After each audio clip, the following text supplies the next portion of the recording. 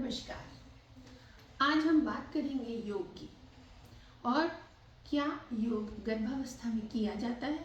यह एक बहुत अहम प्रश्न है। योग गर्भावस्था में बहुत आवश्यक है और आज हम ये जानेंगे कि योग गर्भावस्था में कितना आवश्यक है। तो इसके जो जानने के लिए आइए हम आगे बढ़ते हैं।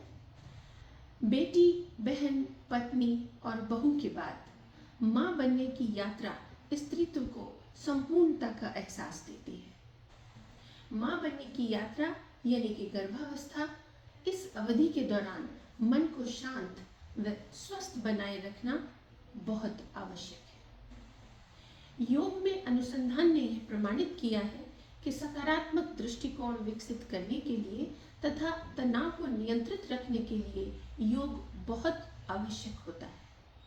साथ ही प्रतिरक्षा बनाए व भ्रूण को बेहतर विकास में भी सहायक होता है।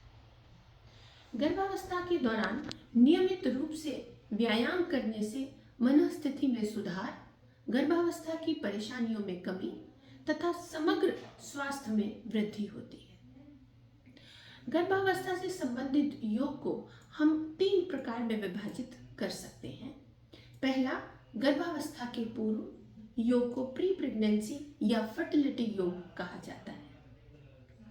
इसमें स्वयं को शारीरिक व मानसिक रूप से तैयार करने के लिए यह योग बेहद आवश्यक होता है। दूसरा, गर्भावस्था के दौरान योग के माध्यम से चिंता तनाव से मुक्ति, माँ व गर्भस्थ शिशु की ऑक्सीजन की प्रचुर आपूर्ति, हड्डी व मांसपेशियों में तनाव में कमी तथा आवश्यक वजन जैसी अन्य बीमारियों से बचाव के लिए योग सहयोग करता है। और तीसरा, गर्भावस्था के बाद के योग को प्रसवोत्तर योग कहा जाता है। इस समय योग शरीर की गर्भावस्था के दौरान आई हुई मांसपेशियों की शिथिलता को दूर करने में तथा मांसपेशियों के रक्त प्रवाह को सामान्य स्थिति में लाकर उनमें कसाव पैदा करने में सहायक होता है। प्रसव के 6 सप्ताह के बाद योग आरंभ किया जा सकता है। इन सभी परिस्थितियों में अपने संबंधित चिकित्सक की अनुमति से ही योग आरंभ करना चाहिए।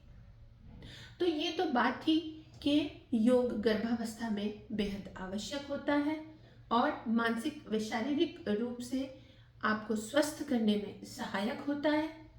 अगली कड़ी में हम देखेंगे और हम सुनेंगे कि गर्भावस्था के दौरान कौन कौन से योग किए जाने चाहिए और वो योग आपके शरीर को किस प्रकार से लाभ पहुंचाएंगे। ये हम अगली कड़ी में आपको लेकर हाजिर होंगे। धन्यवाद।